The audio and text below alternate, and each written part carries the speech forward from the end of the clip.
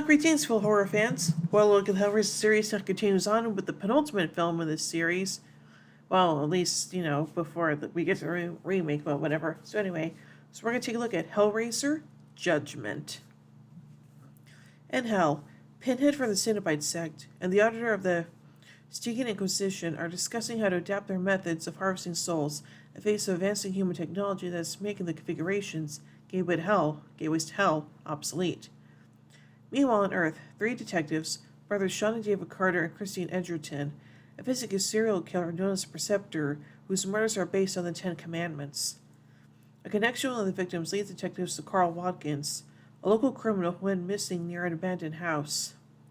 Sean goes there and loses consciousness, waking with the Stygian Inquisition's domain in hell.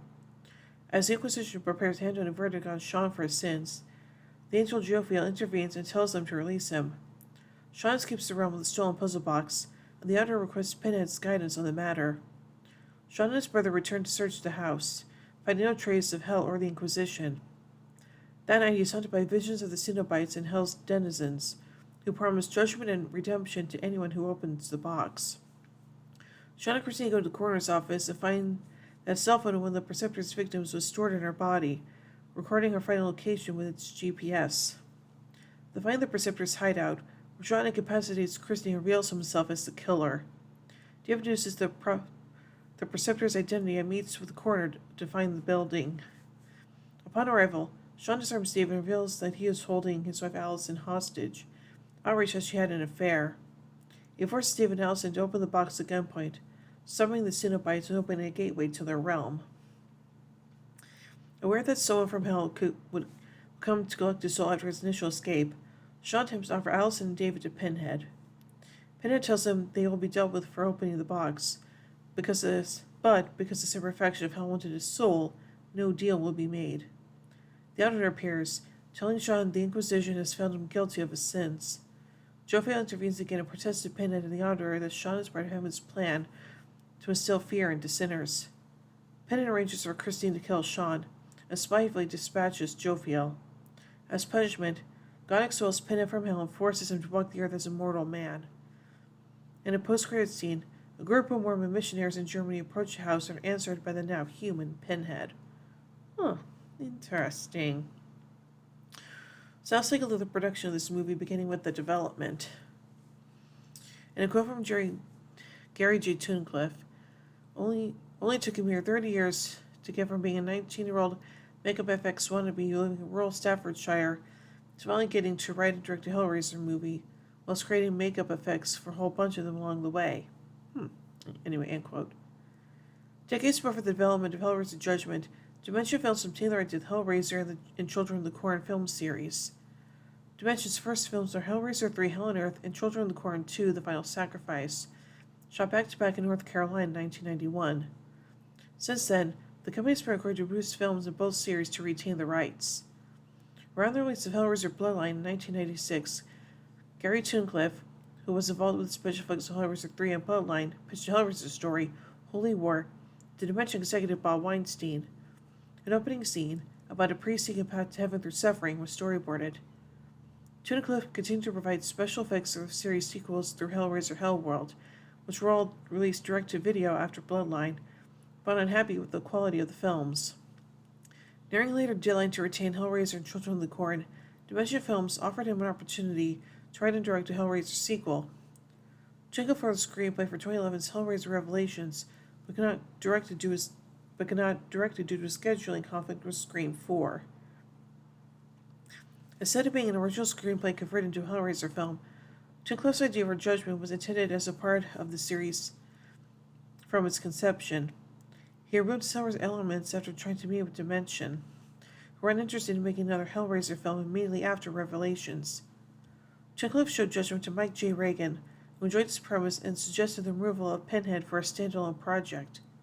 They then attempted to make it as an independent film, but failed to find financial backers, leading to an unsuccessful Kickstarter campaign in 2013. 5 years after being unable to direct Revelations, Dimension, facing on the race retention deadline, offered Tunnicliffe the job of writing and directing another Hellraiser film.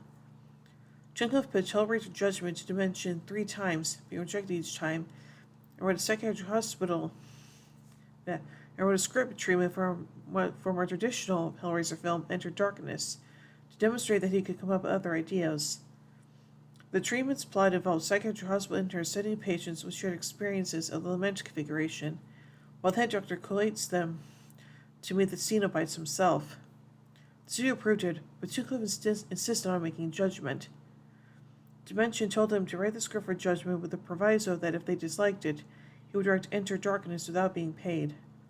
After writing it, they allowed Tunecliffe to direct Judgment as part of the series after negotiating rewrites, notes, and suggested changes. See that Judgment will have moments unlike any other film you have ever seen. He was inspired by the works of Hieronymus Bosch, Francis Bacon, David Cronenberg, David Lynch, David Fincher, and Hellraiser creator Clive Barker. And now on to the original story. Tunecliffe's original treatment began with a Christian missionary approaching a rundown house to spread the gospel and being captured by the auditor at the door.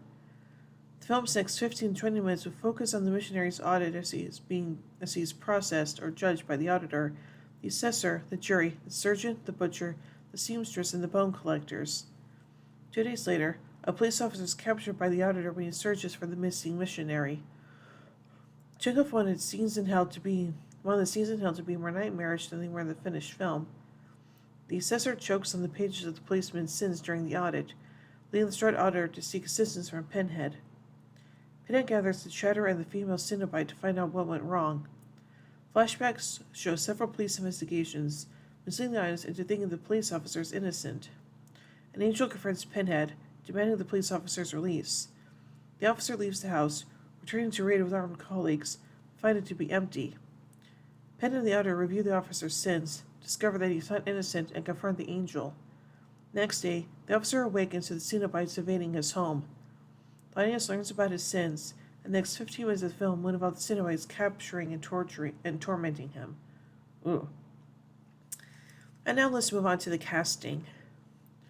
Judgment was cast by Tila by casting director Chris Freihofer. Gary Tunecliffe wanted Doug Bradley to reprise his role as Pinhead, the lead Cenobite. Bradley refused, criticizing Dimension Films for the quality of the Hellraiser sequels.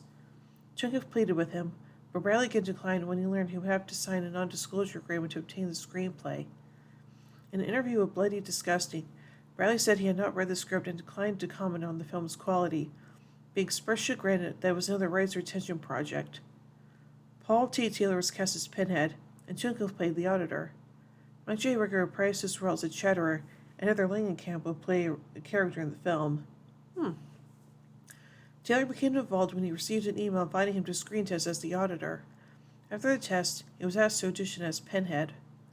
The latter audition took place in Los Angeles, where Taylor thought he nailed his performance. But Tunecliffe allowed him to interpret the character, and he was given months to prepare before filming began. The preparation included smoking, unusual for Taylor, to give his voice a gravelly quality. He took late-night walks in high-crime neighborhoods near his home, which he described as facing the fear. He said of his performance, quote, "I have a vulnerability in my acting no matter what I do. It's just there. It's about the stillness. Pinhead's already so terrifying that when he makes a move, it means something. It's very economical, and when he speaks, he's so eloquent," end quote. Believing Pinhead has to be British, the American actor used a British accent when in character. For research, he visited a comic book store to read Hellraiser comic books in which Pinhead appeared. Tunecliffe detailed his reasons for selecting Taylor, saying he also prepared and open to listening, but also wanted to give his own interpretation. Quote, "I wanted a slightly different Pinhead for this new tale. There's a stillness, a dry result to this new version, coldness, sarcasm. I wanted Pinhead with a regal sense of arrogance and boredom, and Paul delivered," end quote. And now on to the filming and editing. Filming took place over a 3-week period in Oklahoma on a relatively small budget of $350,000. Tunecliffe and cinematographer Samuel Galvin prepared substantially beforehand to maximize shooting time, using a daily average of 30 to 35 complex camera and lighting setups. According to Tunecliffe, all departments were enthusiastic about their work, and workday never exceeded 13 hours. Filming locations included a derelict building, a bar, a luxury apartment building and penthouse suite, a church interior, a children's playground, alleys and stages and sets built by the film's art department. Some actors had to be persuaded to arrive at certain shoots, partially because of the film's budget. Cliff said about filming, quote, "I'm a great believer in really using the time on set. You only get up to 12 to 13 hours a day maximum. I enjoy going overtime whenever budget. I like to have a strong plan going in, and the way I do that is I'd act out the entire script with my DP, director of photography. We act out everybody's role in every scene. We pick our angles based on that," end quote. Local residents contributed to the shoot by suggesting specific locations, and a car dealership loaned a van for the film. Taylor shot his scenes in an Oklahoma City studio, where a set for the Offices of Hell was built. The film was shot at the same time and place as Children of the Corn Runaway, also produced by Mike Leahy. Judgment actor John Gulager directed Runaway. According to Leahy, quote, "Blood has been flowing here in Oklahoma City. These are two horror films that are going to be seen by a core audience," end quote. Another 3 weeks were devoted to editing, and the film's limited budget restricted the number of lengthy edits. This was followed by the implementation of color timing, sound, and music. The score was developed by Darren Johnson, who was influenced by Trent Reznor and the score of Seven. Though Cliff's original cut had cues from Christopher Young's orchestral soundtrack from Hellraiser and Hellbound, a more modern approach was adopted for budgetary reasons. The domains of hell inhabited by the Cenobites and the Stygian Inquisition were distinguished by color, with the blue palette used for the Cenobites domain and a piss yellow applied to the Inquisitions. Some of the film's sexual content and violence were deemed too extreme by the studio and was removed.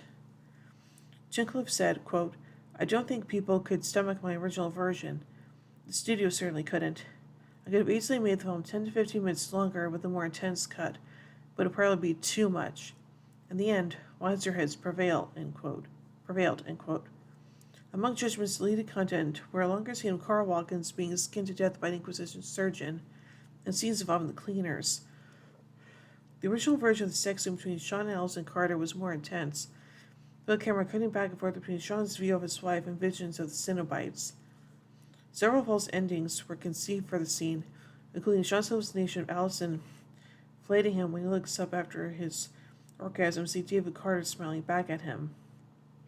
The nightmare scene in which Sean enters an alley and sees flashes of hell was originally longer and more graphic. At one point, he stumbles across Allison as part of a threesome behind a dumpster with two strange men in pig masks. Cliff wanted to use surreal imagery to convey that Sean's world was being torn apart, undone by his experiences at the house within the hellish dimension.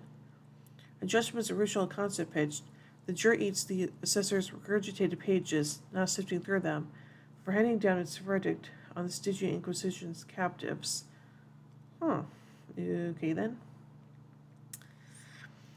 And now finally, let's take a look at the special effects.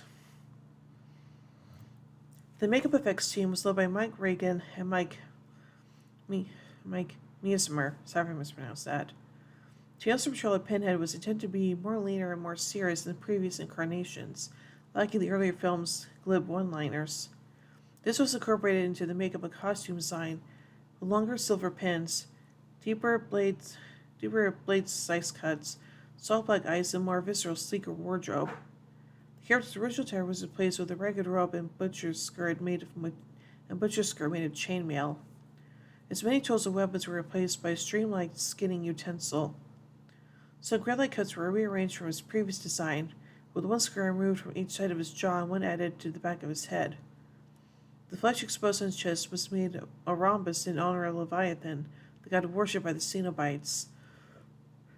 An homage to the eye of Agamotto symbolism from Dr. Strangelore was integrated into the costume. The lament configuration was also altered, built with bleached wood and copper etching. The self-inflicted lacerations on the auditor's face were intended to be less patterned and more chaotic than that of the more ordered Cenobites. The facial cuts positions were borrowed from an unsolicited redesign for Pinhead created by Cliff for Pascal Laugier's canceled Hellraiser remake. A bloodstained shirt and threadbare two-piece suit covered the cuts on the auditor's body. Religious symbols, implicitly torn from the necks of the guilty, are on the bracelet of his right wrist. His back spectacles convey the impression of soulless eyes. Chiklev had to balance directing the film and overseeing the effects work. About the quality of blood effects, he said, quote, I don't think it's so much the quantity of blood, but more the nature of the effects, the content, and the context. I think some of our blood cakes are actually quite beautiful. When you see the blood, we see blood raining down a naked girl with a skinned face at 300 frames per second. You can't help but be mesmerized by the fluid dynamics. Taylor compared the simulated gore to that of the Saw series, saying, quote, I think people are going to be fascinated with it and the things that are, what I would say, on the border of horror porn. There are some elements of that in it, and that will please many Hellraiser fans and fans of just what contemporary horror can be these days, where it's just a gross out, end quote. He later clarified, quote, I think the gore of the film is done because of the style and aesthetics in a beautiful way. This is not masturbation. Let's just throw blood at the screen, end quote. Chiklev sent pictures to the wardrobe department of what he wanted the characters to wear, and the department measured the actors. Costumes designed and built for the Cenobites were handled by Chunklev's department. He chose to have certain characters nude because he thought it would look more visually interesting than designing cheap costumes. The costume department used the cast of Taylor's head to design a pen mask for him to wear as Penhead, which covered his entire head except for his ears. Although he found the costume makeup extremely uncomfortable, he integrated the discovery into his performance as a sadomasochist. When he saw his reflection in the mirror and the Penhead makeup, he said he instantly fell into the character's mindset. Taylor thought the makeup menacing enough that he had a minimalist approach to his performance. Feeling that attempting to be conventionally frightening would be overacting. So overall, I think that this movie is okay, I guess. So, yeah, but like I said, I haven't seen most of these movies, so there you go, but yeah.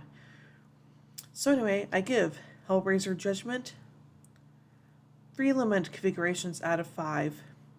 Anyway, tune in on Fridays where we take a look at the 2022 Hellraiser remake. So, until then, remember everyone, whatever you do, don't fall asleep.